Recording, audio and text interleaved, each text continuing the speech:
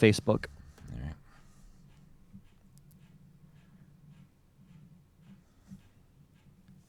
All right, let's see. Are we good?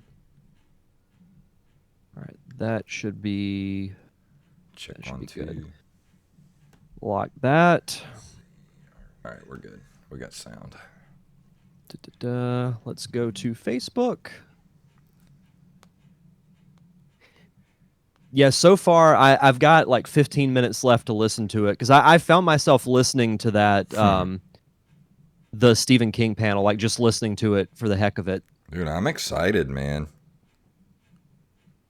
I want to listen to it.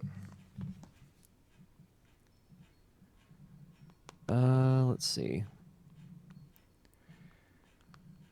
Nerd Cave Retro.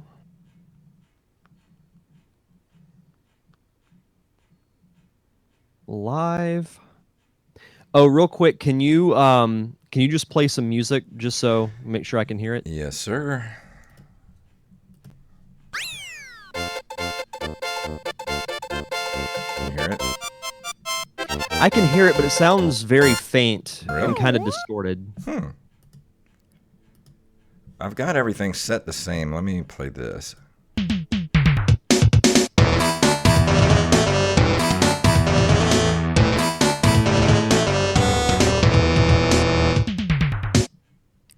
Did you hear that? It's the same thing. I can still I can hear that there's something going on. It's so weird. But yeah. So what episode number are we on? Is this 176? Yes, sir. Yeah, I've got all my settings the exact same. I don't know why it's acting weird. I mean, the important thing is that it's right on your end because you're the one who posts it. Yeah. All right. It sucks that you can't hear it. We're listing our top 10 video game soundtracks. And then I'll pull up all the lists on Facebook. Okay. Yeah, I've got Facebook pulled up on one of my tabs if we need it. Okay. All right, let me get the stream key. You have to do that every time, don't you? Yep. That sucks. What is Even it? with my my morning show, Is it a different? I have to do it every morning. It's a different key every time, or that's the thing. I don't think it is. It just erases it every time. That's stupid. Yeah, I know it's ridiculous. I hate it. That is not cool. It's just more of an annoyance than anything. Yeah. All right, video is connecting. Wait for it to go live. There's always a delay on Facebook now for some reason. And you're putting it on your page, right? On the Nerd Cave Retro Facebook page. All right. And then I'm going to share it on my personal one. Okay. I will do the same.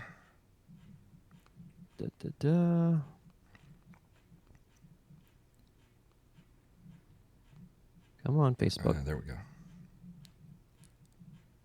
All right, I got it posted. So whenever you're ready, I'm good to go when you are. Yep. Good evening. I am the Rampage. Welcome to the chat room. Good evening. Good evening. All right, I got everything pulled up. We are good to go. Yep. All right, here we go. In 3, 2, 1. Do you like this show and you want to help support us? Do you want us to stay ad-free? Do you want extra episodes every month? Well, of course you do. Then head over to patreon.com/nerdcaveretro. Become a Patreon supporter of this very show.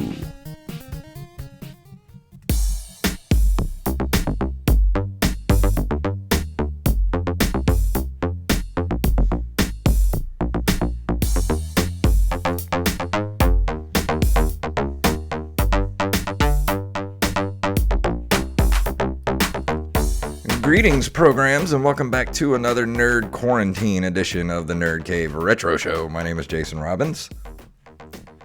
Too hot to handle, too cold to hold. Derek Diamond. Yes. So how has your week been? Well, I watched the Firefly Funhouse match from Oh yeah. WrestleMania again, Yeah, it's hence so good. the quote. Watched that earlier today, but no, it's actually been a really busy week, and I'm sure we'll get into the roast you did last night. But Hmm. I was actually still working during that whole thing because I had a cooking video that I had to finish editing. Cooking video. The thing, so essentially, like I work for the Blue Wahoos, and our owner, Quint Studer, owns several other companies in town. And with me, like baseball not happening right now, I've been making videos for a lot of his other companies. One of them is like a gourmet kitchen, and they started doing virtual cooking classes, which I've started filming. And it's a cool thing because it's something different and it's something that I can get better at and kind Yeah. of like expand my skills as a videographer. So the thing is, the one that I shot last week, they got a deal to air on local TV, and it had to be cut down to a certain time frame. So I had to cut 3 minutes off the video, Hmm. which was so painstakingly hard. I'm sure. That And sounds not fun. I only I got it down to 15 minutes, which from its normal like 18 or 19 was a miracle. But it was like doing them has actually been kind of fun. Like I said, it's something completely different than what I normally do. So just been doing a lot of video work and things like that. So I've honestly been taking this time to decompress on the weekends and not really do much of anything. Yeah. I like you said earlier, I did the roast of the Rona last night. We did a live stream from the juke joint, and there was only a few of us there, so we were observing all social distancing measures, and it was pretty fun. But I started feeling bad yesterday afternoon, and I was having like some really bad indigestion. So I even went to the store and got some Tums. So I was popping Tums all afternoon. As soon as we were done with the roast, I came home, and I don't know if it was a touch of food poisoning, but something triggered a migraine. And I haven't had a migraine in almost 20 years. Like, I used to get them a lot when I was a kid. I haven't had one in so long. It put me down for the count, man. Dude, I was up all night last night, like running fever. I was vomiting like every hour. I didn't go to work today. I was just like, and luckily, I had already had a conference with my doctor because I was supposed to do my yearly checkup today, but we had to do, just a wellness check over the phone. So I told him about my night, and he gave me some anti-nausea medication I've been taking all day. So luckily I'm here for the show, but I'm feeling okay now. Like, my head's back to normal. I actually at one point thought that, like, it felt like my brains were being sucked out of my eyeballs, and I thought I was gonna die. My immediate thought when you said that was, did you think in any possibility that you might have COVID? Oh, the whole time. The whole time. And my doctor was like, well, he said a lot of people have been getting migraines because of stress lately. It's probably just that. He said try to lower your stress level, and he said if it happens again, or if you think you start getting other symptoms, he's like, just we'll do a test in the parking lot for COVID. And I was like, okay. So hopefully it was just a touch of food poisoning. Yeah, hopefully so. I mean, a lot of people are under stress right now. I Yeah. mean, I know a lot of people that I work with, and the good thing is, I know I talked a little bit about this off air with you, but with baseball possibly not even happening at all, and that was even acknowledged by like our senior leadership, is there is a chance that there will be no minor league baseball, Yeah. like at all. It's So I crazy. mean, that makes you think, if that doesn't happen, then are we all going to get laid off because Yeah. we're just, if we're not bringing in money, there's no point in paying people to not do anything. Well, it might be your But catalyst to finally move. well, the thing is that we got approved for a loan that covers 8 weeks of payroll. Oh, that's good. So I'm safe for sure until early June. I Yeah. think June 8th is the last, like, whenever it expires. But I know we're looking at possibly doing like once all the bans are lifted, if we still can't play baseball, because I mean it's with us being minor league, it's we're kind of at the mercy of major league. Yeah. So like if they don't want to send any players, we obviously can't play any games. So we're Yeah. looking at possibly like having events at our stadium, like movie nights and things like that. So that way we still essentially have a job. But Well, that's good. Hopefully, it's. Oh, go ahead. I don't know. I hope everything kind of goes back to normal soon, if we can. I mean, I understand if we can't, but man, people are gonna be hurting soon Oh yeah. if this doesn't clear up. Yeah, there will be some minor league teams that do not survive this Yeah, whole pandemic, it's crazy. which is unfortunate. I mean, a lot of small businesses, because minor league is essentially a small business, because Yeah, a lot of teams, the only way they make the way they make their money is through like ticket sales, concessions, and things like that, and that happens between April and August. yeah, So it's like if you don't do that, how do you make money? And then if you yeah. don't make money, you're not going to be in business. Well, It's unfortunate. Like this is going to affect a lot of people permanently. yeah. Well, let's move on to a little bit happier subjects and take people's minds Yeah, off of it for a little bit. Let's go into the news, shall we? sure.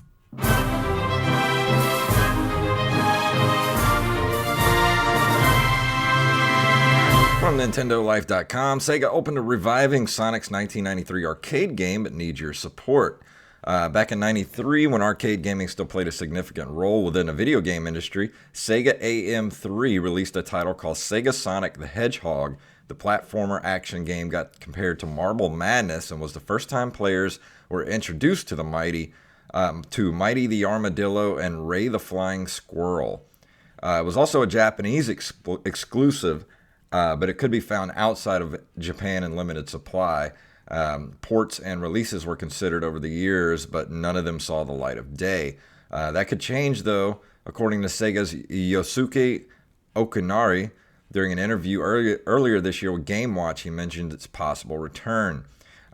When we began work on Sega Ages for the Nintendo Switch, the amount of titles in development were limited, so we decided on a lineup that consisted of the first two entries in the Puyo and Sonic series.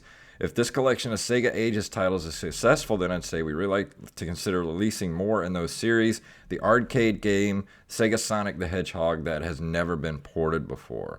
So I guess it all depends on how well that the Sega Ages is going to do in order for this to kind of see the light of day.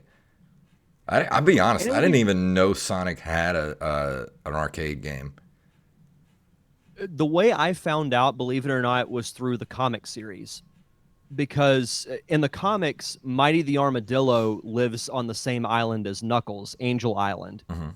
And then when Sonic and Mighty meet, there's interaction, like they know each other, but just haven't seen each other in years. And then I think Ray was trapped in some type of like an alternate dimension, and he was released during that same arc. And there was like a little footnote that said if you want to find out more about the three of their backstories as far as being together, check out the Sega Sonic the Hedgehog arcade game. They got a lot of But pictures on here too, screenshots from it, and it does have like they said, it does have a Marble Madness look to it.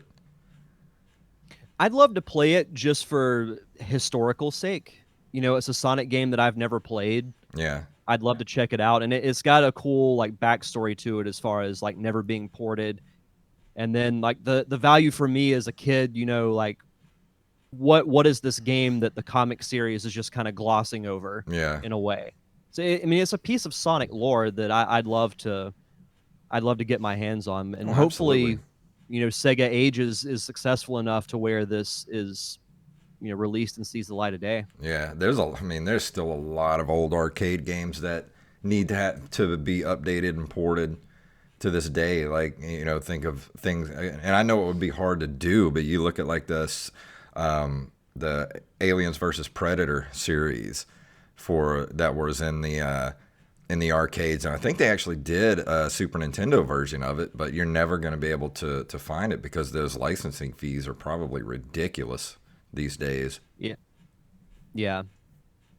Yeah, no, there's a long list of stuff that unfortunately probably won't see the light of day, but one can hope. This is why we need an online museum. Exactly. Our next story comes to us from NintendoLife.com. The voice actor of Leon Kennedy in Resident Evil 2 has passed away. The Resident Evil series has resurfaced in recent years, with Capcom remaking and re releasing a number of classic entries.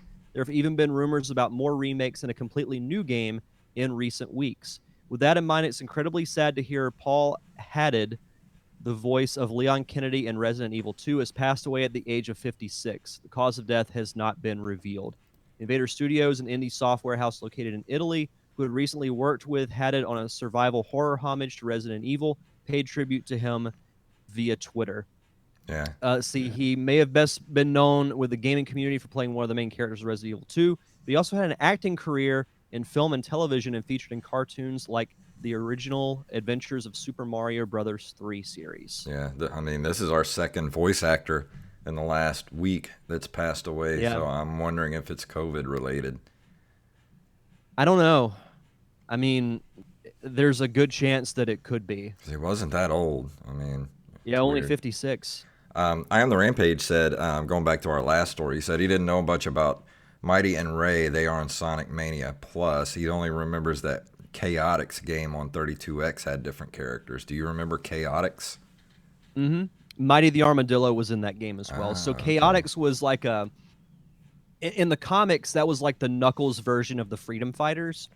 You had Mighty the Armadillo, you had Espio the Chameleon, Vector the Crocodile, and Charmy the Bee.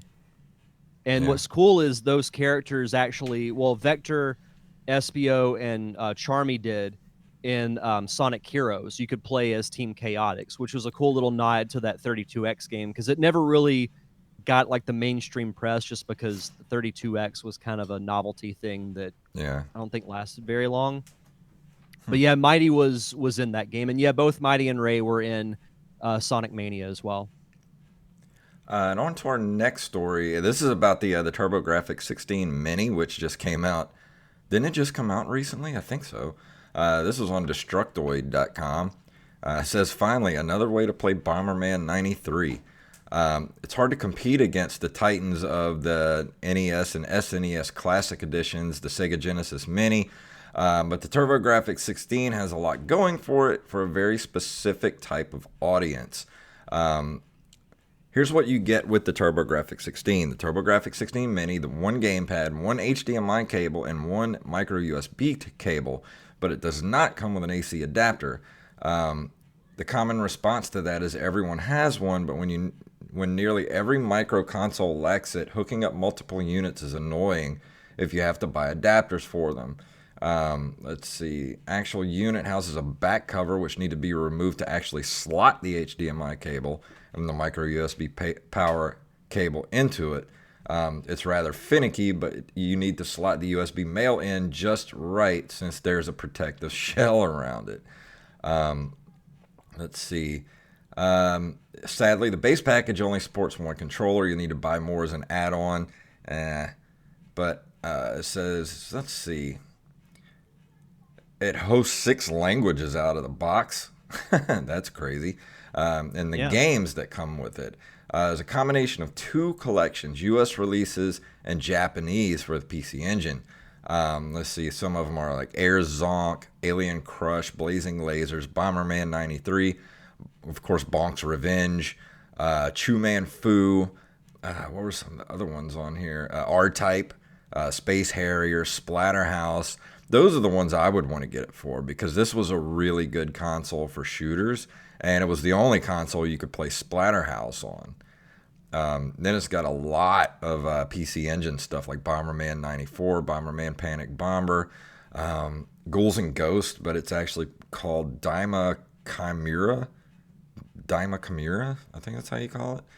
Gradius 2, bunch of other different types of Super Darius, which is another cool shooter. Of course, Ease 1 and 2. I mean, I would love to get my hands on it. We've talked about this before because if you're a shooter fan, then this is the mini console for you. the bad thing is this thing's $100, and I don't just don't know if there's enough nostalgia for the TurboGrafx 16 to plop down $100 for this thing. That, and to me, there's no excuse to not have an AC adapter. Yeah, exactly. That's I'm sorry, dumb. but like the response of, well, everyone has one. So what? Yeah, Everything should come with its own power source. yeah, That's just a common sense thing.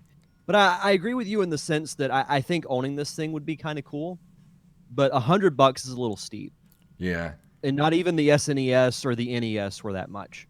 Well, it says, I don't think the TurboGrafx should be yeah. that much at all. Well, it says at the end of the article, is it worth it? It says grievances against the hardware pack-ins aside, if you're a collector, it is absolutely worth adding to your collection. In terms of UI aesthetics and functionality, it's one of the most fun micro consoles. It's lightning fast and not annoying to sift through in the digital realm. There's also a lot of potential for retro parties once the whole pandemic is over, and the separate multi-tap accessory that allows for 3 to 5 players for specific games. If you want it, it's exclusive to Amazon and will run you $100. Oh, and it says it currently does not have a worldwide release date due to the pandemic. I thought it had a release date in April this month, but I guess it must have gotten pushed back. Yeah, I think it's out in Japan. Yeah, or it may I have saw come at the out. top that It it was was either released March. in like mid-March in Japan. Yeah, it was either March or April. It was supposed to come out. Yeah. I do like this photo with all the mini consoles, like with it next to the PlayStation, the NES, Yeah, SNES, and Sega. it does look nice. I mean, I would love to have it. I just don't. I don't want to plop down $100 yet for it. I'll wait. I'll Yeah. wait till it drops down to about $70 or catch it on a sale on Amazon sometime. Yeah, I think 70 is probably the most that I would pay. Yeah, 70, 75 it would have been a good price. That I would have plopped down 75 easily, but 100, that's once you're getting into 3 digits, that's where you're like, I don't know. Yeah. Especially with what happened with the PlayStation. That thing, oof. Yeah. Yeah. Our last story comes to us from 9to5toys.com. Nintendo Switch Lite is in stock and ready to ship at Best Buy for $300. We've been talking about this the last few weeks about how popular the Switch has been. Like, you cannot find Mhm. it in any store, anywhere. But Best Buy currently has the Nintendo Switch Lite in stock and ready to ship at $199.99. While this is the MSRP for the Switch Lite, it's been nearly impossible to score Nintendo's portable gaming system nearly all year. Mhm. And just for comparison's sake, you'd pay over $300 right now at third-party Amazon sellers. You get the ultra portable Switch Lite here, not the dockable Switch, so do keep that in mind. But Mhm. if you're ready to take up gaming at home with Animal Crossing, new Super Mario games, and more, then you need to grab one before it goes out of stock again. Over 2,000 Best Buy customers have left a collective 4.8 out of 5-star rating for the Switch Lite. Yeah. I No, mean, this is what I've been telling people. If you're a very casual gamer mhm. and you're getting this thing pretty much to get you through the pandemic, I think the Switch Lite is worth it. Yeah. Now, if you want it as more of a long-term thing, because I tell people like you can't project it on your TV because it doesn't have the docking Yeah. station. But to be honest, So I play it more handheld than I do in the dock. oh, I completely agree. I couldn't tell you the last time I actually played like the Switch on a TV. It was probably when I was playing Breath of the Wild on a Yeah, regular basis. same. I mean, honestly, it's nice to be able to dock it and play it on the TV. But honestly, if all I could get was a Switch Lite, I would be perfectly happy with it. It's perfectly fine if all you can do is play it portable. I mean, the screen is nice. The controls are very comfortable. It takes a little getting used to holding it in your hands and playing it, but once you get used to it, it's fine. Yeah. I do like not docking the Switch, but essentially like using the stand on the back and putting it on my Mhm. coffee table and then break out the Pro controller Yeah. and just play it that way. Can But you no, still normally I'll just have the Joy Cons attached to the side, can and you still use a Pro controller on a Lite? I'm sure you can. that's a very good question. I don't know. Because there's a lot of games that I prefer to use Pro Controller with, especially something like Breath of the Wild, Yeah. things Like of when that I'm nature. doing the like SNES, online deal or whatever, I'll just use the Joy Cons on the side. But like Yeah, with Zelda or Smash Brothers, I like using the Pro Controller. yeah, exactly. But it's a fun console to have. Like, I really enjoy having the Switch. And like I said, I don't usually play it on the TV. So if this is all you can get your hands on, you'll be perfectly happy with it. Yeah. No, I completely agree. But what we're gonna do tonight, we're gonna skip video game history because there's really not much to talk about this month. But let's go ahead and give our Patreon shout outs. And speaking of the Patreon people, I hope you guys enjoyed the extra episode we gave you guys last week. It will be available on the regular feed as of tomorrow. But the Patreon people got to listen to it a week ahead of everybody because they paid for it. And let's shout those guys Yes. out right now. So, like Jason said, we like to give a shout out to our awesome patrons over at patreon.com/nerdcaveretro. We've got Armez J, Axeblade07, Daniel Salmon, John Jekyll, and Carlos Longoria. Thank you guys for keeping the lights on for us. And if you subscribe to our Patreon, you do get the extra episodes like they got last time with the real Ghostbusters. Yes, So if that's you want a to do that, head over to patreon.com/nerdcaveretro. And tonight, we're not going to be doing a review, but let me play some transition music right here.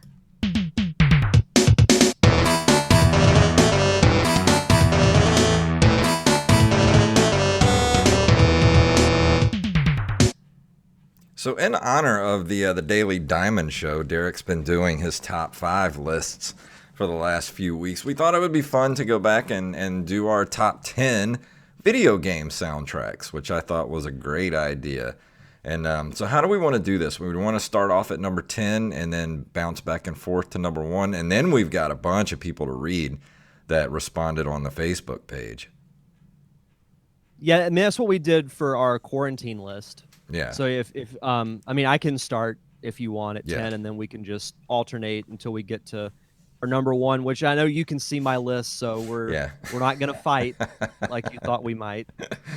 Uh, So number 10 spot was actually one of the tougher ones because that's always like the fringe, like what's going to make your top 10, or if you're doing a top 5, what Yeah. would be 5 or 6. Like 5 to me is always the tough one because then you got to leave something out. But my number 10, this is one of multiple RPGs on my list, and that is Illusion of Gaia from the Super Nintendo. Everything from, and I don't have the person's name in front of me who did the score, but everything from ominous, almost eerie type of music when you're in temples to upbeat, jovial music when you're in a village to not like a rock song, but like really powerful orchestra sounds when you're in a dungeon. And that variety I think is really cool. And every piece of this soundtrack captures the area that it's presented. So I really like Illusion of Gaia. I wish that the soundtrack was on Spotify because I actually have a retro gaming playlist that I'll listen to every now and then, and I would Yeah. absolutely add several of these songs on it. I need to play Illusion of Gaia. I know I do. I will one of these days. It's really good. And starting out from my number 10, I know I don't play this game anymore, but I still have the soundtrack in my iTunes library. I bought the original soundtrack for the vanilla version of World of Warcraft. And I know they still have great music coming out for each expansion, but I can still go back and listen to that original soundtrack any day of the week. That music is so good. And I used to have the I don't know if it's Tracy Bush or it was somebody else, or it might have been a collaboration of people that did the soundtrack for World of Warcraft. But if you get a chance, listen to that. And it's so atmospheric and completely just kind of just the music of it just sucks you into it, just like a different world, you know? And I think they really hit it out of the park. And actually, I think a lot of the love for World of Warcraft, especially that they came back with Classic. I think music has a lot to do with nostalgia and how much success things have. Like we've talked about it before about how Star Wars wouldn't have been as successful without the John Williams soundtrack. And I feel that way about video games too, because a lot of the stuff that we listen that we associate with video games is the music, especially early like NES stuff. Like everybody knows the Super Mario theme. Everybody knows that stuff, and the Zelda theme. Like everybody knows that thing. I think World of Warcraft like just knocked it out of the park with their soundtrack for their game. Well, I'll use an analogy that I know was brought up when the first Guardians of the Galaxy movie came out, because you remember how important the music was, Mm-hmm. and especially that first movie where the soundtrack was almost like its own character. Mm-hmm. I feel like in a lot of these old video games, the music is almost like a character in the game, because so many moments that I have from thinking back of playing like Mario World and Link to the Past and even the N64 games, one of the first things I picture is the music, Yeah. and I think it's for that reason. But no, I agree 100% with everything that you said. But my number 9 is a game that I actually played through and beat this past weekend, and that is Super Mario World. Now, I will Yes. preface this by saying that I limited myself to one title per franchise, but which was hard to do. Yeah. Otherwise, like my top 5 would have been all Zeldas. Mm-hmm. But Mario World, and a lot of the Mario music is fantastic throughout all the games, but when you think of Mario World, you think of that, they call it the athletic track that plays through most of the worlds, like the really fast, upbeat one, but even like the slower, more mellow track that's in the caverns that you go to. Mm-hmm. And I love the song for when you go into a castle or a fortress, how it has that at the very Mm-hmm. beginning, and then it goes into almost like I don't want to say a ballad, but it has this little like jaunty type of sound to it. And then you hear the dun dun dun dun Yeah. dun, dun, like little powerful songs like that are so great. And I know I was texting you about how frustrating the special world was for me, because I built up my lives to where I had the max number, Yeah. and by the time I finally beat the special zone, I was in like the low 70s Jeez. of lives lost. Like that zone is hard, like Yeah. extremely, like borderline frustratingly hard. It's been a lot while since I've been there. It, it's it's a very harsh mistress. I will say that. One of my But favorite there's pieces of even a music from Super go ahead. Mario World is the water levels with the ragtime piano. Hmm. Yeah, I love that. I could listen to that all day. Yeah. The last thing I'll say about Mario World is that in the special zone, if you just leave Mario idle on the world map, you'll hear a rendition of the classic Mario Brothers theme, Mm-hmm. which is That's a so nice little awesome. Easter egg. But I love the Mario World soundtrack. Coming in for number 9 for me is Teenage Mutant Ninja Turtles for the NES. I know a lot of people don't like that game. I think it gets a bad rap. I think it's a great game. It's also got great music. And even though it was published by Ultra, which was a subsidiary of Konami, so that they could get around the Nintendo rules of only being able to release 3 games a year, Konami started Ultra, which was a subsidiary of theirs. And if you know anything about the Konami games, they always had the best music, because the Konami games actually had a separate sound chip in the games themselves that worked with the NES, so that they could get more sounds and more layers in their soundtrack. So that's why the Konami games always had some of the best music. Actually, I've got quite a few Konami games on my list.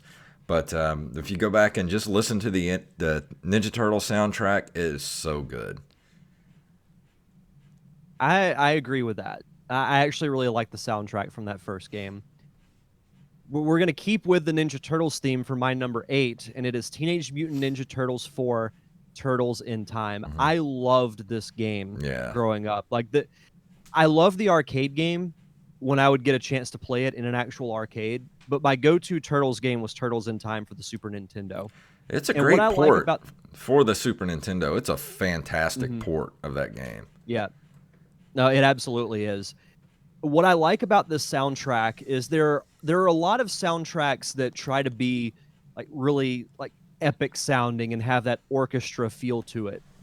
Ninja Turtles 4 was not like that. Like it had a little bit of the like every song was just upbeat and almost had like a rock type of feel to it. And the soundtrack was a little different from the port than it was for the arcade version because I've gone back and listened to both, and the SNES port, there's a little bit of modification to it, but every song is just like it almost sucks you into the game because of how like fast paced, and you just feel like you have to constantly be on the move and fighting the Foot Clan and everything like that. But Yeah. I love the Ninja Turtles 4 soundtrack. And coming in for number 8 for me, it's kind of a cheat, but I don't think so. The Castlevania series on the Nintendo, Castlevania 1, 2, and 3, and beyond, like Castlevania 4 for the Super Nintendo, some of the Castlevania games, even beyond, like on the PlayStation and all that. But the original 3 Castlevania games on the NES, especially the first game. I mean, the second game's not that great. The music's still great. So, but that first game, man, that music is just, it's so pulse pound. Even though you're kind of slow and prodding in that game, I mean, it's not fast paced like Ninja Gaiden or anything like that, but there's just something about that soundtrack that's just like, it's ominous and it's pulse pounding, and yet it's another Konami game that had great music for the game, and I think the music really made that game better than what it was. And I know that's kind Yeah. of controversial to say, but it's a mixture of everything. It's like the game itself, the world that you're in, the music. It fits so perfectly. Yeah. I do want to shout out real quick Bill Lyons and Wade Vatican who are watching on Facebook. Oh, Thank cool. you guys. I am the Rampage. He also he gave us his list on Facebook, and he said he tried to limit to one franchise. There's one that had to include two. That's okay. We'll get to that in a bit. Did you read Brandon Rutledge's list? No, I haven't read it yet. I'm sure it's Uh, going to be like 5 different Final Fantasies on there. he touches on that, but we'll save that Oh for a little boy. bit later on in the show. My number 7 is Banjo Kazooie, and I've professed my love for this game Mm-hmm. so much. I call it one of the most perfect 3D platformer games ever made. And one of that reasons is because of the music. Mm-hmm. Everything from the very beginning, when you have Banjo and Kazooie and a few other characters from the game playing musical instruments, like Banjo the bear is playing a banjo, Hmm. Kazooie the bird is playing like a flute type of, or like a horn. It just sounds so like jovial and upbeat. Yeah. And the the music from all the worlds, and the cool thing about it is the variety. Mm-hmm. There's a level called Mad Monster Mansion later on in the game, and it has this very like ominous organ at the very beginning with the sound effects of wolves howling in the background and ghosts cackling and things like that. Just like that mixed with the organ was just a fantastic balance. Hmm. And then you had levels like Click Clock Wood that was actually 4 levels in one, because you would have to revisit this level throughout various seasons. And the music would change with that. Like with the That's winter cool. version, it would almost have like this little bit of a Christmas type of feel to it. And then with Gobi's Valley, the desert world, you had this almost like an Egyptian score type of feel to it. So it's had such great variety, and I love the soundtrack. I might still have the CD for it Hmm. at my parents' house because I had the soundtracks for both Kazooie and Tui that were available as like a Nintendo Power subscription. I still need to get a But copy of Banjo Kazooie. I've never played it, and I uh, want to. it's so freaking good. And they did so when Banjo Kazooie was announced as a character in Smash Brothers, they made Spiral Mountain the main hub world, one of the stages, and they did remixes of like the Banjo Kazooie theme in a few of the worlds. And man, they knocked it out of the park with that. That's cool. The music for that game is excellent. And for my number seven, I cheated again by doing a series, the Uncharted series, because and I say one through four. Basically, I've played all those games. I just finished four not too long ago, and the music kind of stays the same, like based around the same themes. Every game.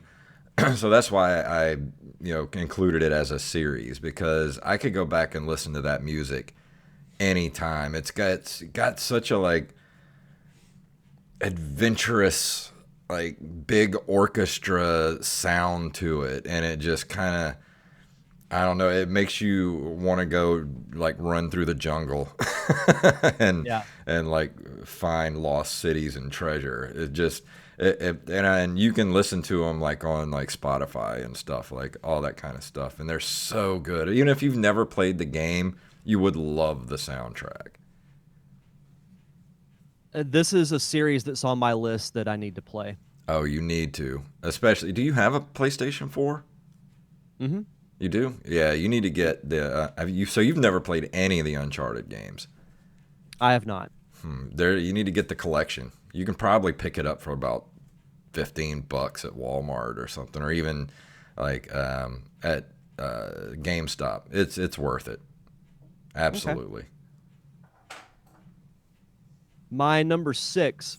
This was tough because I like the soundtrack from both one and two a lot, but I went with the original, and that is Donkey Kong Country. Yes.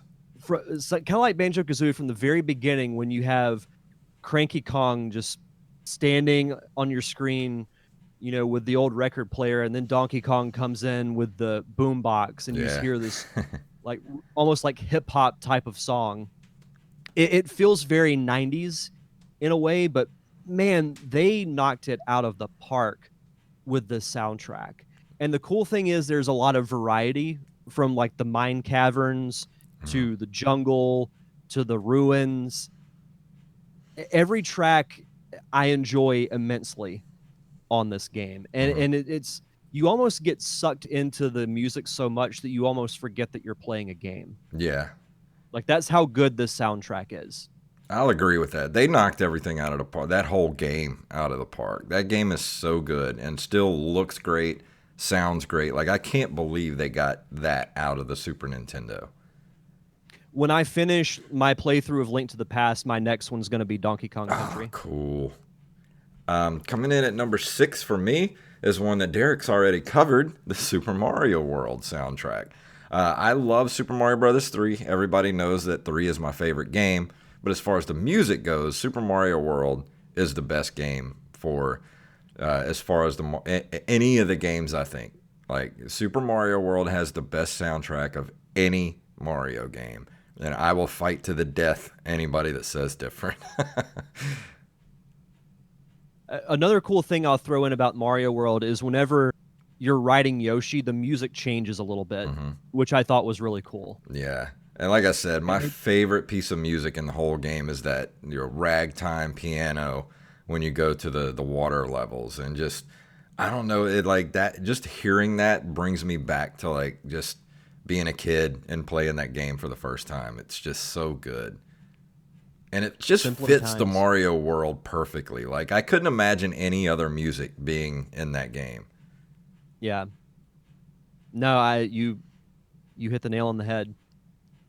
So for my number five, this was probably the toughest choice because I've professed my love of the music from this series. It came really close between two and three, but I went with Sonic the Hedgehog 3 because I love the opening theme because it has a very epic feel to it. But every piece of music from like the start of Sonic 3 to the end is fantastic. Hmm. From Angel Island Zone that has this almost like an adventurous feel to it. Then you've got Hydro City, which is one of my favorite Sonic tracks of all time. Then you've got, let's see, no, Casino Night was Sonic 2, but there was a Casino World in Sonic 3 that had almost like a creepy carnival type of feel to it. Yeah. But this soundtrack, and it was rumored, and I want to say they said it wasn't true, but there was a rumor that at one point Michael Jackson worked on the soundtrack for this game. Yeah, I was wondering if this was the one that he did that on. Yeah, Yeah. supposedly it was Sonic 3, Hmm. but I'll praise the soundtrack for all the classic Sonic games until the day I die. But if I had to pick a favorite, it would be Sonic 3. But it's very close with Sonic 2. Yeah. But 3 to me edges it out, Well, I was in my playing opinion. Sonic 3 for a while there on the Mini, and yeah, that music really is good. Hmm. Let's see, number 5 for me, it's going to be Mega Man 2, which I think Mega Man 2 is probably NES perfection as far as just an action game. Everything in that game is perfect. The controls, the just the music fits everything perfectly. I wish I could just listen to the soundtrack all day. That's what I would do, is just listen to the soundtrack, because that game, I have so much nostalgia for Mega Man 2, and it, like, just thinking about the music actually gives me goosebumps sometimes because I love playing that game so much. And like I said, that game is absolute NES perfection. When you say, think of the first NES game that comes to your head, Mega Man 2 is usually on that list. One of the first games that pops in my head. And I love the music for that game. That game is perfect in every way. Yeah, the Mega Man theme is one of the most iconic from that era. Hmm. My number 4, I'm kind of cheating a bit on this one because it's a compilation of a lot of soundtracks, but it's Super Smash Bros. Ultimate. And I say that because it essentially takes all the tracks from all the Smash Brothers games and puts them in one. But the team that created this soundtrack made some amazing orchestra renditions of classic Nintendo themes. Yeah. I want to say I sent this one to you some time ago, but they did a orchestral version of the Tetris theme Oh, yeah. that is incredible. Hmm. It still gives me goosebumps listening to it. But just imagine hearing like the Hyrule theme with an orchestra, the Mario theme with an orchestra, Star Fox, Hmm. Metroid, all your classics that are in like remastered orchestra audio, Hmm. and it's amazing. The I've found YouTube playlists that have all the tracks that encompass, like, this game has hundreds of audio files. I wonder why they've never made put it on Spotify. I don't know. I wish they would, because there would be a lot of these that I would add to my running playlist. Yeah. Like this soundtrack is absolutely incredible. Like, it's, to me, you could make the argument that it's the best collection of video game music ever put together. Wow. I mean, I It's imagine a little so. It's unfair got because, every character in there, and you get the pretty much the theme for every character. So, well, that's what I'm saying, is that it might be a little unfair to say that, but I don't disagree with it. coming in at number 4 for me is Final Fight for the Super Nintendo, and the of course the arcade version as well. It was pretty much the same music. I love the music for Final Fight. That was actually the transition music before we went into this segment. Um, the cool thing about Final Fight is, when I was a kid, I found out, and I think it was Nintendo Power. There's a secret that you can do where, I think it's easy to do now, but back then it wasn't available. But there's a secret menu you can go to in the game at the start. There was, like, you had to, like, when Final Fight came on, you like pressed select and then like another button or something, and it took you to this menu where you could, increase your lives to like 9 lives, put the difficulty up and down a little bit, and then they had the soundtrack. You could go through the soundtrack, track by track, and listen to it. And I would just do that all day, just listening to the soundtrack of the game, going through, piece by piece. And to this day, I love the music for that game. It's a cool little trivia fact. Yeah. I like that. So number 3 is Halo 3. Hmm. The Halo soundtracks are all great, but I was actually going back and listening to tracks from the 3 the three original games. Yeah. And honestly, like the only reason I would give 3 the nod is there are more tracks that I like. Yeah. But that entire series, the composer did a fantastic job because every track fits the situation and it feels epic from start to finish. Yeah. I'll And agree the with that. Halo theme is just it gives me goosebumps, like I had Yeah. mentioned earlier. It gives me goosebumps just thinking about it. Oh Like yeah. that opening theme is one of the best opening themes of all time for a video Oh game. yeah, still one of the best soundtracks ever. Like just the Halo theme. Oh my god, we're coming up on that again in a minute too. Yeah. So, coming up for number 3 for me is of course Ninja Gaiden. I recently defeated that game after 30 years, and I know that soundtrack backwards and forwards, and it never gets old. I can listen to that, and the cool thing about that game is one of those games where every single level had its own theme. There was nothing ever, um, you know, they never reused tracks. I mean, they did for certain parts, but for the most part, every single level had its own theme.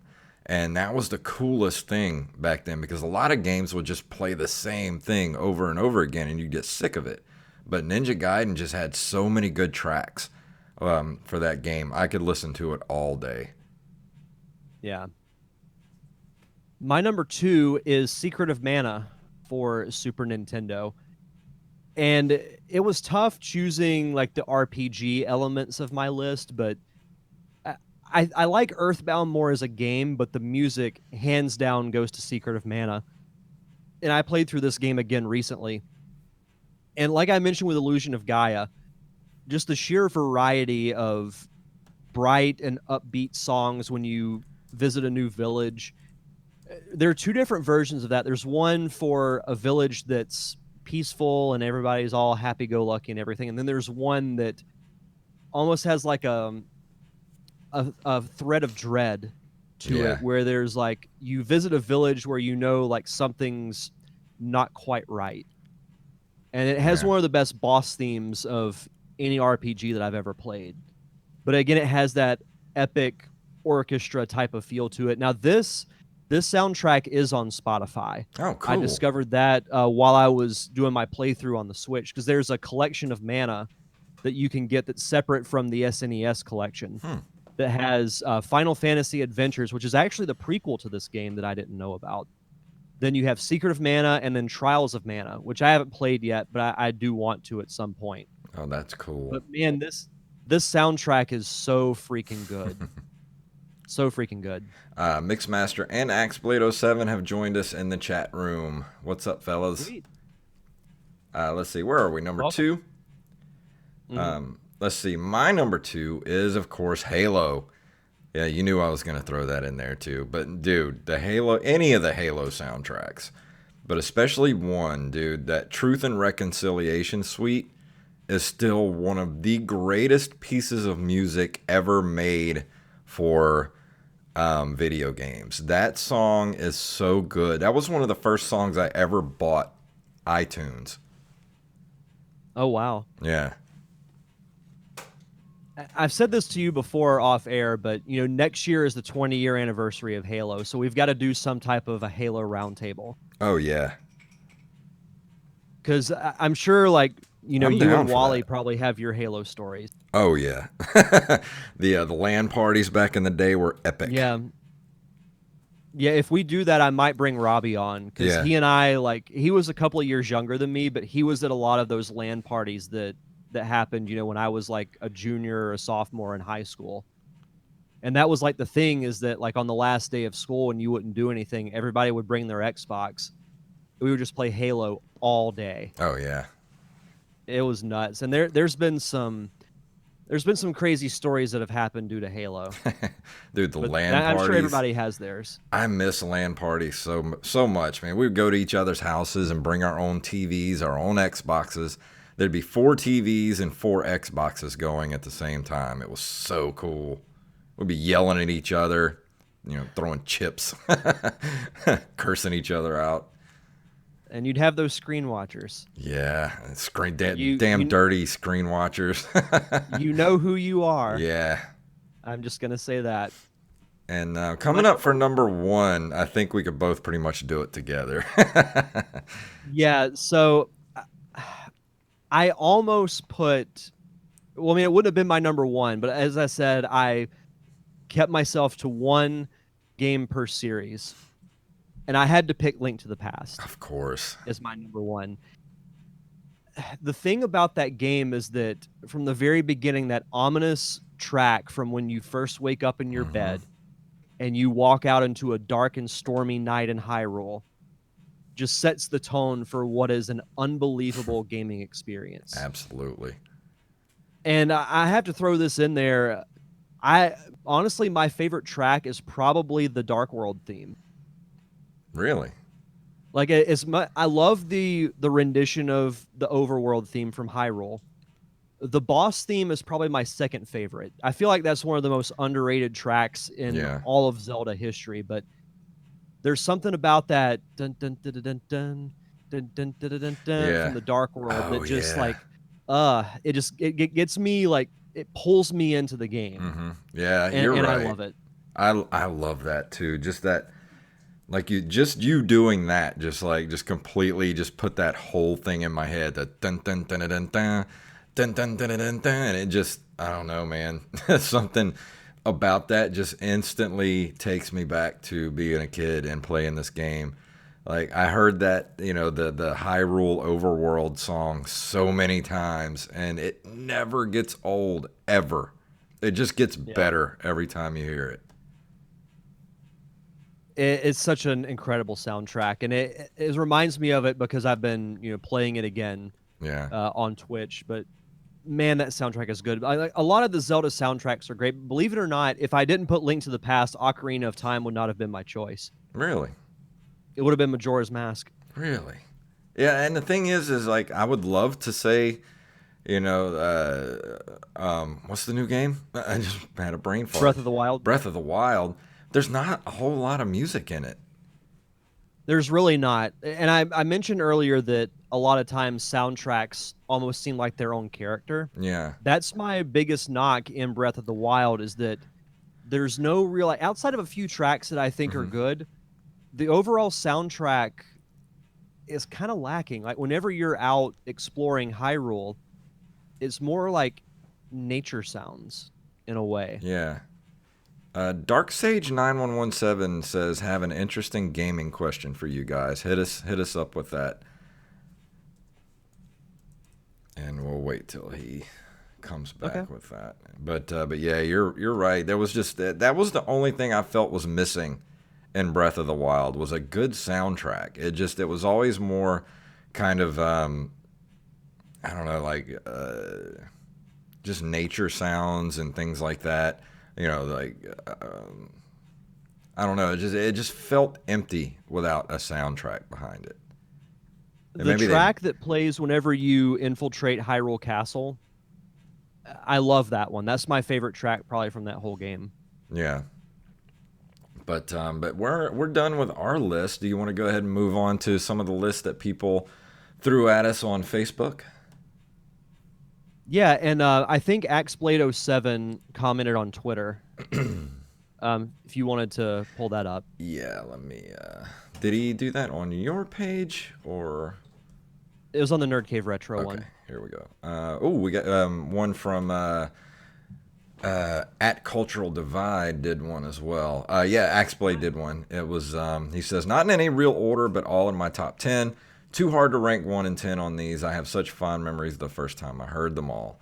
Number 10, Banjo Kazooie. Number 9, Symphony of the Night. I will agree with that. So good. 8, Lords of Thunder.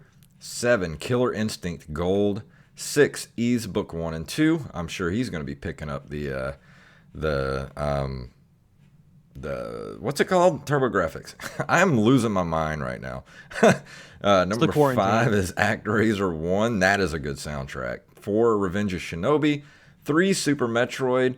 I can't believe I didn't put a Metroid on my list. Number 2, Super Mario Sunshine. And number 1, Zelda Ocarina of Time. That's a good list. A good solid list. Mm-hmm. And also, like I said, Cultural Divide uh, got with us as well. He said number 10 was Yoshi's Island. I'm not too familiar with Yoshi's Island all that much. That's a good one too. Number It, 9, it has a Hot. little bit of a Mario World feel to it. Yeah, I always knew that, but I don't know, it looked too cutesy for me, and I never played that game. I think you'd like it if you tried it. It's Maybe a, I a should. unique Mario game, but not in a bad way. Yeah. Number 9, Hotline Miami 2. Number 8, Terraria. Number 7, Sonic 3. 6, Crypt of the Necrodancer. I've been interested in getting that game. I've heard a lot of good things about it. Number Same. 5, Metroid Prime. 4, The Last of Us. 3, Animal Crossing.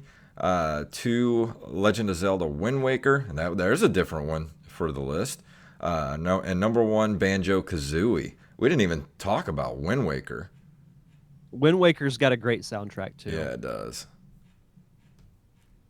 We haven't reviewed that game yet. No, I need to. I used to have it on GameCube, but I sold it, and I've been wanting to get a new copy of it. I just haven't found one yet.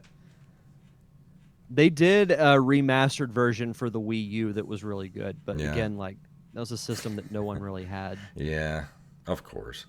But that's Yeah. it for the Twitter people. So for Facebook, and again, thank you guys for sending in your list.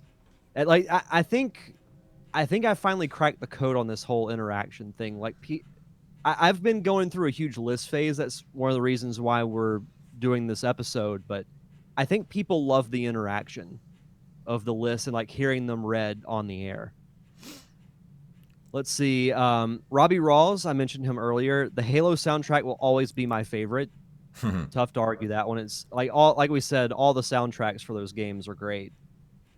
Victoria Watson says Halo 2 is the best soundtrack hands down, but I also like Far Cry, Fable, and any Elder Scrolls stuff. The Skyrim soundtrack is really good. Yeah. Like that. Jacob Sasser, let's see, he names off Grand Theft Auto Vice City, NHL Hits, Ocarina of Time, Donkey Kong Country, and Halo 3. If you're a fan of 80s music, Vice City is right up your alley. Oh yeah. I love the Vice City soundtrack. Dark Sage actually came back with the question. I think it's an interesting question. He says, Okay. I am interested in the game Ghost of Tsushima that is coming out because the Mongolians are the main antagonist. However, the game is based on historical accuracy. I know from history the Mongols did unspeakable and horrific things to many civilizations they came into contact with, and I am worried that they will be made into cartoonish villains or dumbed down. My question is, how do you portray the Mongols in a game like this? What is going overboard and what is acceptable in today's society? Well, That's a I good question. look at all the games that actually have Nazis in them as well, and they're not portrayed as cartoonish. I mean, I think there's a way to do it. I mean, you're talking about a society that was around what 1,000 years ago. I Yeah. don't, I think it's okay to pretty much portray them, and that is historically accurate. And I don't think you're really gonna upset anybody by that. I mean, it's something that happened 1,000 years ago, and you're just playing a video game about it. It's not like you're playing. I mean, we're playing stuff about today's society with Grand Theft Auto, where you're throwing hookers out of a car. I mean, Yeah. I mean that's my take on it. I think it's okay to portray them in a very realistic way. Yeah. No, I completely agree with that. But no, that was a very good question. Yeah, it was. Let's see. Lucas Sasser, he throws in Halo, Assassin's Creed, Yoshi's Island, Donkey Kong Country, and Jet Moto. Never played the Jet Moto games. I don't think I did either. Let's see. Tyler Watson, the fact checker to the fact checker Yeah. of the Nerd Cave Retro Show. In no particular order, Mega Man 2, Super Mario Brothers, Link to the Past, Mega Man X, Sonic 2, Donkey Kong Country, Castlevania, Earthbound, Super Mario World, and Ocarina of Time. That's a solid list. I'm surprised he didn't throw in a Final Fantasy just to. Oh, well, we're getting to that. so Brandon Oh, here it Rutledge, I will try comes. to restrict myself to just one Final Fantasy game. Honorable mentions to any Final Fantasy game I left off Oh, this Lord. list. He knows my feelings too well. I love it. That's fantastic. Number 10, Halo 2, 9, Mega Man X, 8, Super Mario Brothers 3, 7, Wild Arms 3, 6, Super Castlevania 4, 5, Legend of Dragoon, 4, Final Fantasy 10, or is it 7?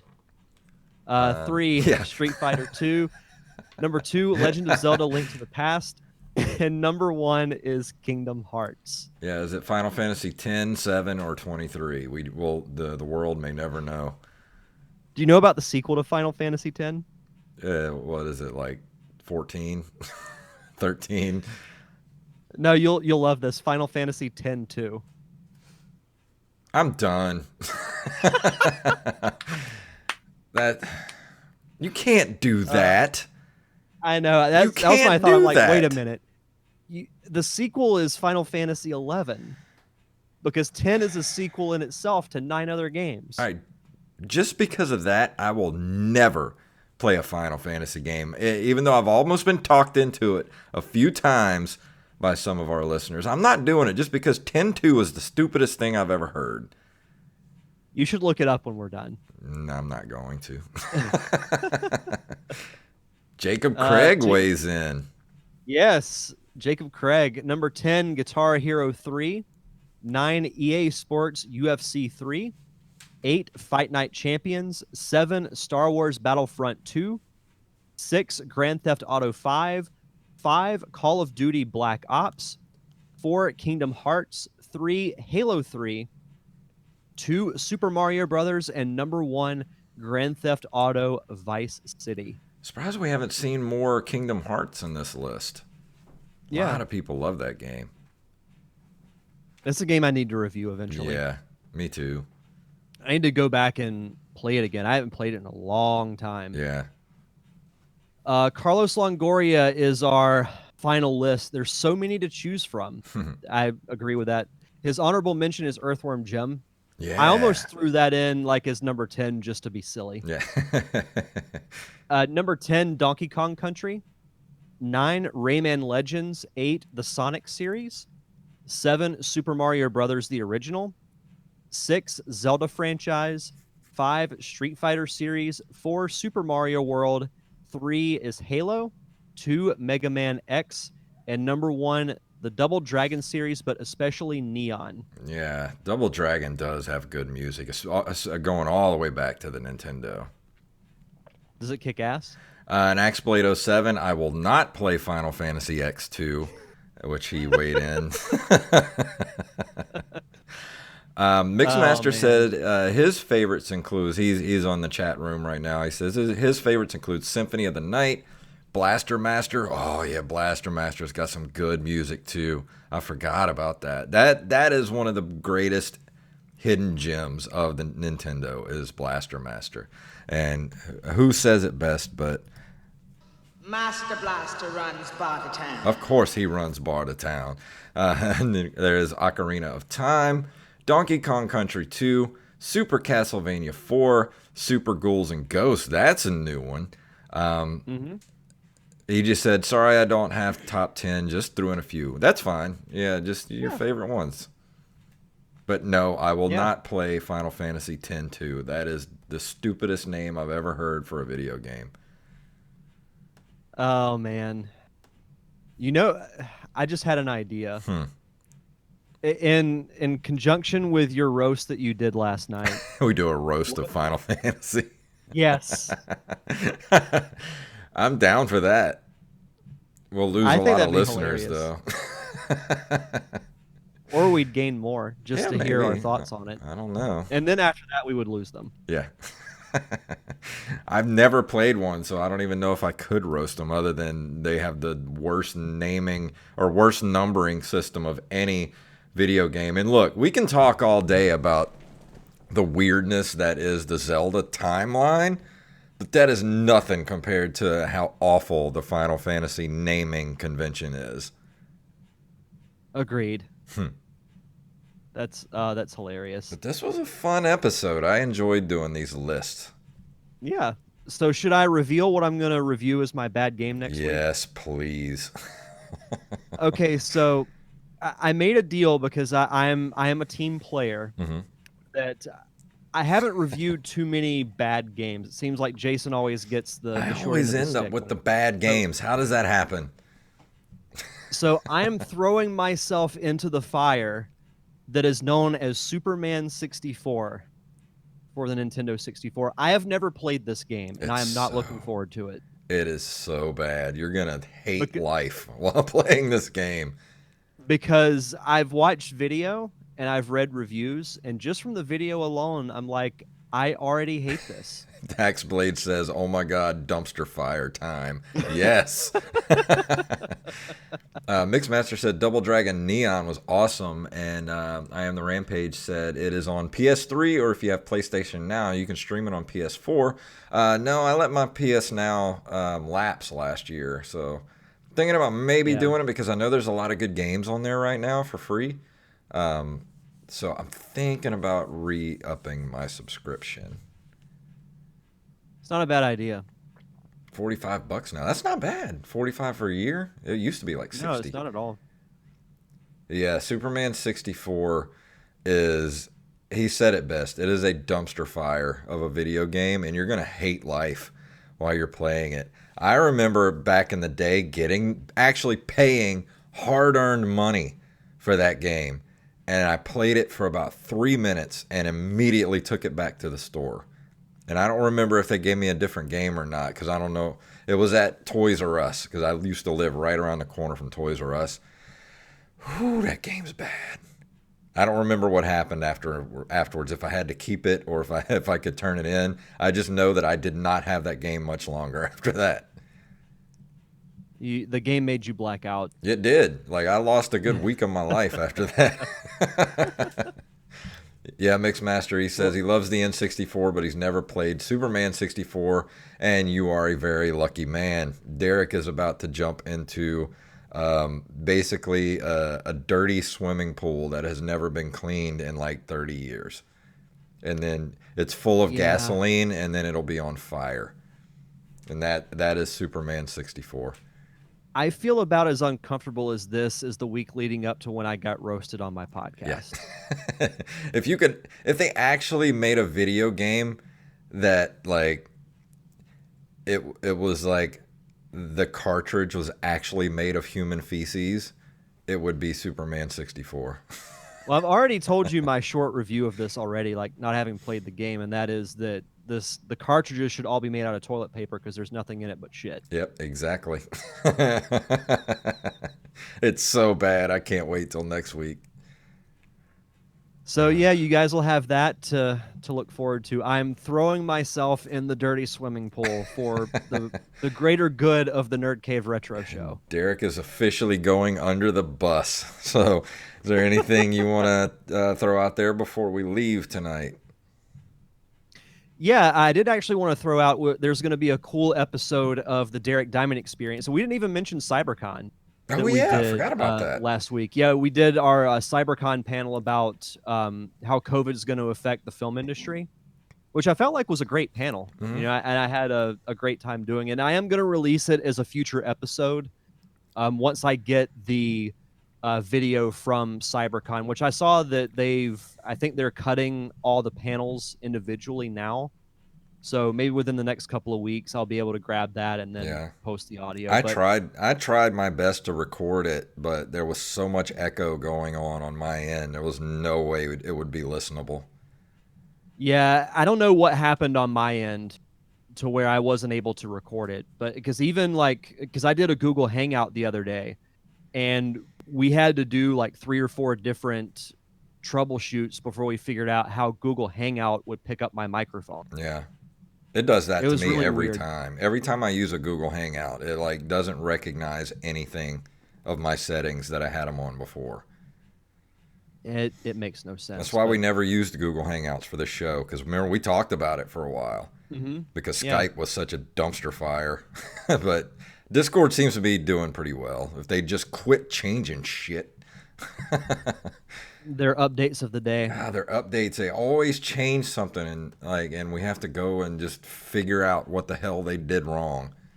Yeah. But for this week's Derek Diamond Experience, I've been sitting on this audio for a bit, and I'm finally releasing it, and that is the Stephen King film and TV adaptations panel that you were a part of, that I moderated. And I've actually gone back, and as of this recording, I've listened to most of it. It's a really good panel.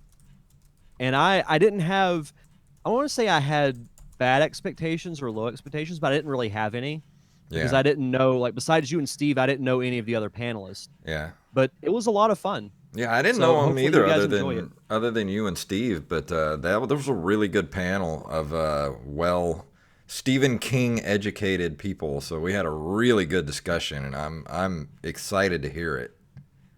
Yeah, so that'll be out. If you're listening to the audio version of this, then it's already out. So you can find that on all podcasting platforms and YouTube.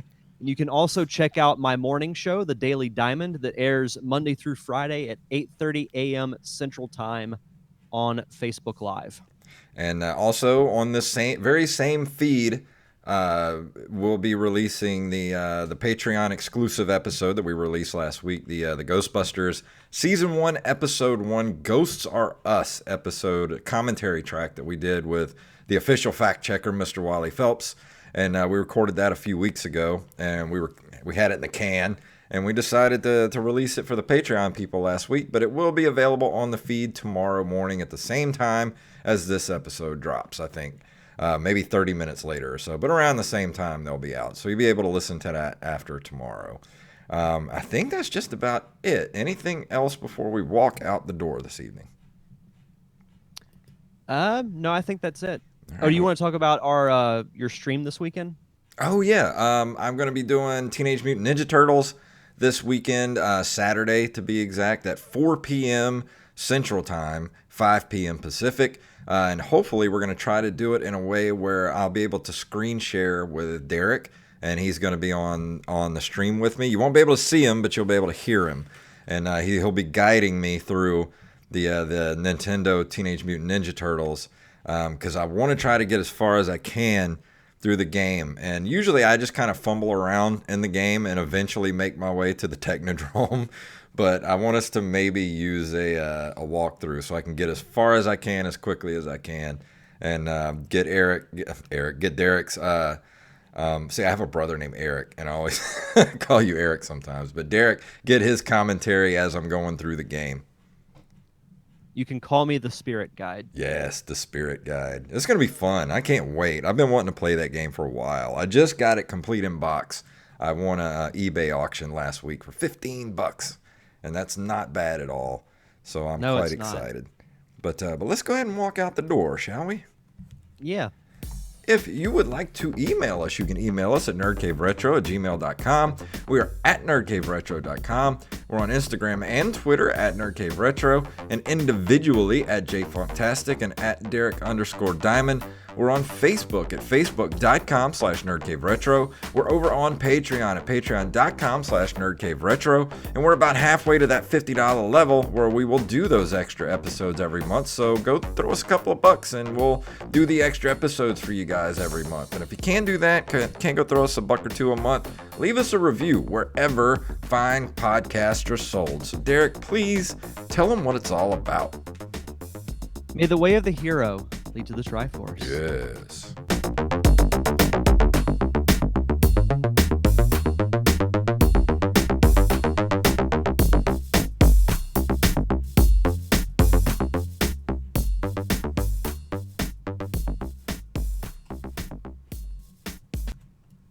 Master Blaster runs Bartertown. You blew it!